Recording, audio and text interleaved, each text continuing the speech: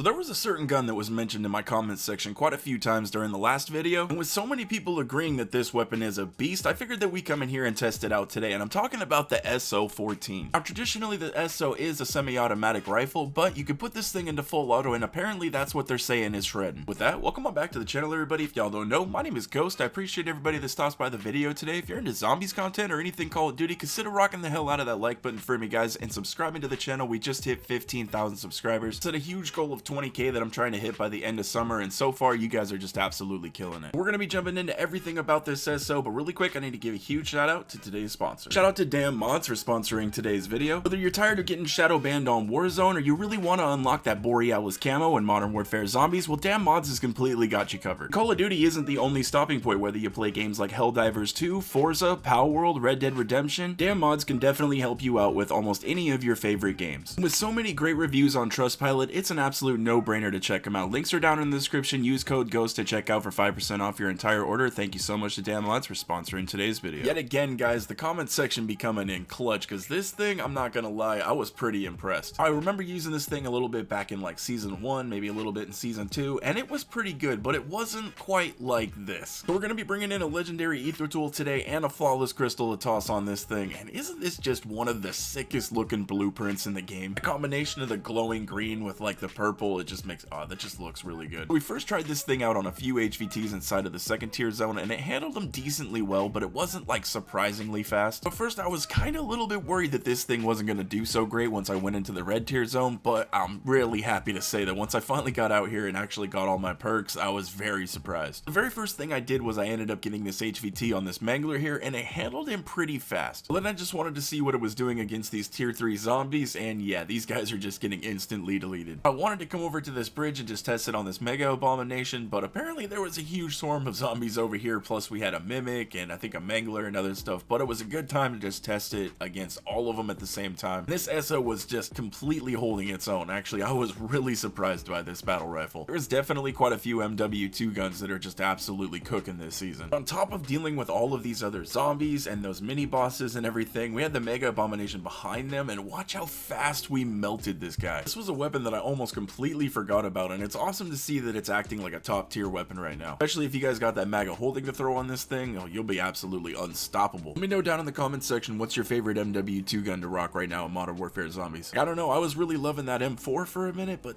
I don't know guys, this SO just might be a little bit better. I wouldn't even go as far as to say is a bit better. The only downside to this is you do have a little bit less ammo. Like with the M4 you're gonna have well over 1,000 rounds, and it is very powerful, so it's gonna be a very viable and comfortable gun for a lot of people to use. But if you're looking for something that is just incredibly hard hitting, that's just gonna deal with anything that you need it to, whether it be the Mega Abominations or the other bosses, yeah, this thing's definitely gonna have you covered. Or if you just want to farm like HVTs out here inside the red tier zone, this thing's definitely gonna do it for you. I can't believe that Hellhound actually put me down right there. Like, that's just crazy. Coming up here, you guys are gonna see that I decided to take on this Mega Abomination down by the gate, and this is gonna give me a little bit more clear shots at him. I'm not gonna deal with, well, too many zombies anyway getting in my way. You can just see the health just fall off of this guy. I love it whenever we find guns that are capable of doing this. Not only is it just a good way to test out these guns, but we can also be finding, you know, Aether tools or those crystals and stuff along the way. It's always nice whenever we find guns that can deal with these guys quick and easy. You're gonna see here how after I finished this guy, I ended up just backing up over the bridge, and there was zombies and hellhounds and everything just coming after me, and I'm just instantly deleting everything. I gotta say, I definitely think right now this is one you guys should try out. I also brought in an Elder Sigil, so I couldn't wait to go on into the Elder Dark Aether and try it out in there. And hopefully it does good, because I don't think we have any more of these. I might have one left in the stash, but from what I've experienced so far, I'm very confident this thing's gonna handle itself just fine in there. Only thing I'm a little bit slightly worried about is that the Dark Aether for me lately has been a little bit buggy, and by a little bit I mean a lot. I know I mentioned this a couple times in my previous videos, but it's just keeps, like, stuff like this keeps happening to me lately when I go into the Dark Aether, and it is just a little bit infuriating. Like, I've been getting stuck to the P&D missions, I've gotten stuck to the Aether extractor contracts. Each time whenever you get stuck to these things, you can't do anything or move until the zombies end up putting you down, and hopefully you have a self-res. But if it ends up happening multiple times, then, you know, you're just ending up kind of screwed. Plus, I've had the HVT contract glitch out on me several times now, whether he's been falling underneath the map, that's happened on me twice. He's also gotten stuck inside of a building where I couldn't do any damage to him whatsoever. He was just glitched out. And then there was another time that he blew up on his own, and I guess that one was alright because I didn't have to kill him, but still, it is just very frustrating whenever you go throughout like an entire hour and a half to go through these rounds and build up a bunch of really good loot to do all this. So hopefully we can end up going in here without any issues and get some good stuff. I mean, I have some really high hopes, man. It's been a really good day. I mean, it's been a really good time to be a Modern Warfare Zombies player, and